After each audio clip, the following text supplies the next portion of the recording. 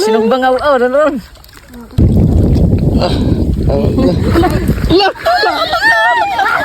Matagan. Ululus.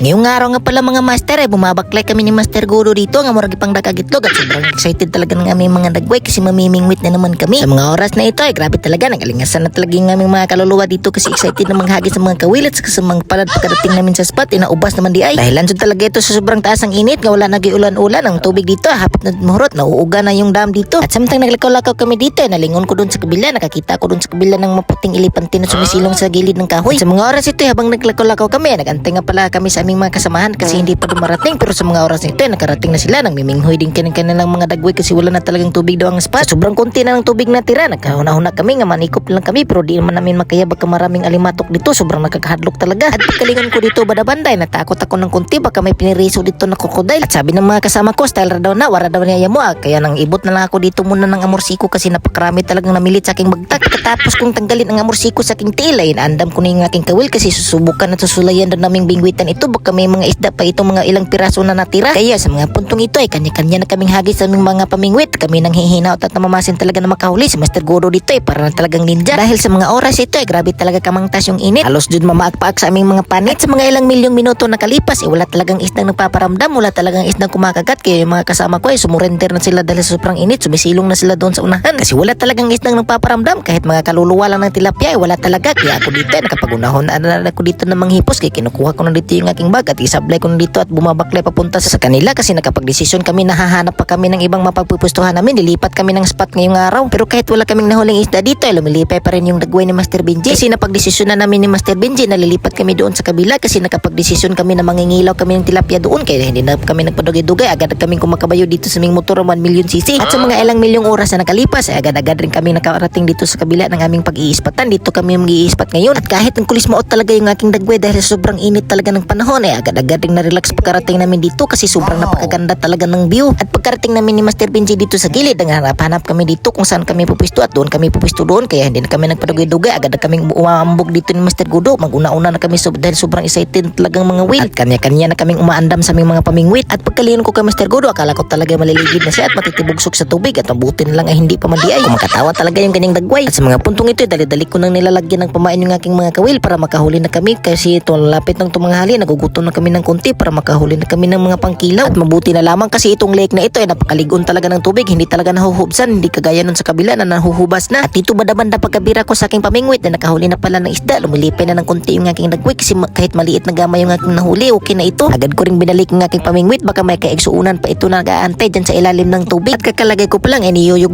na ng isda at binirabira kaya binira ko na rin. Pagkabira ko dito nakahuli na po ng maliit na gamay ng tilapia pero kuts na ito pang kinilaw. At pagkalingon ko dito banda-banda kay Master Gudo kalmar ka siya dito pinapagapuhan pa ninyo mga isda. At pagkalingon ko pala sa aking isang pamingwit binira na pala kaya binira ko na rin. At pagkabira ko dito nahuli gid talaga ang isda dito at pagkatingin ko isdang tilapia na naman nahuli ko pero medyo malaki-laki ng gamay ng kunti ng isdang ito kaya agad ko talagang inibot yung hook sa wait ng isda at agad-agad ko rin pinapasuya ni Master Gudo. At dahil malaki-laki na talaga siya gamay paslak na agad sa may hiwagang lagayan. At pagkalingon ko rin kay Master Gudo may hinuksit na pala siya na isda pero sa kasamang pala nakawala pa ro. At pagkatingin ko kay Master Benji sobrang napaka-relax lang. At dito banda-banda bumalik na pala kagat yung isda na nakawala kanina ni Master Gudo. At sa mga oras na ito nahuli na talaga niya sobrang lipit talaga ng dagway ni Master Gudo sa mga puntong ito at pinapasuya na rin ako at may pasayaw-sayaw pa. At habang nasayaw-sayaw si Master Gudo hindi talaga niya anasahan na makawala yung kanyang nahuling isda. At mabuti na lang sobrang napaka-uptik talaga ni Master Gudo nga murag iring nadakpan pa rin niya yung kanyang nakawalang isda. At pagkalingon ko rin kay Master Benji agad rin ako nakapalapit sa kanya kasi nakahuli naman po siya di ay yung kanyang dagway na nagkulis maot talaga sa sobrang init nalilipay na rin ng kunti. At sa mga puntong ito bigla talagang tumahimik yung kagatan ng mga isda pero hindi ko inasahan dito sa aking isang pamingwit na bigla palang binunlot kaya binunlot ko na rin. At pagkabunlot at pagkabira ko dito kakaiba yung hila ng isda kasi yung sumuri-suroy pa kaya pagkaarsa ko dito maliit na magic carp pala yung aking nahuli. At kahit maliit na gamay lang itong aking nahuli hindi ko talaga mapigil na makasayo-sayo kasi nakahuli ako ngayong araw ng grabe kagwapa talaga na magic carp. At sabi ko sa magic carp dahil sobrang naawa talaga ako sa'yo papakawalan na lamang muna kita. At sabi naman ng isda arigato gozaimasu manuy mata ne.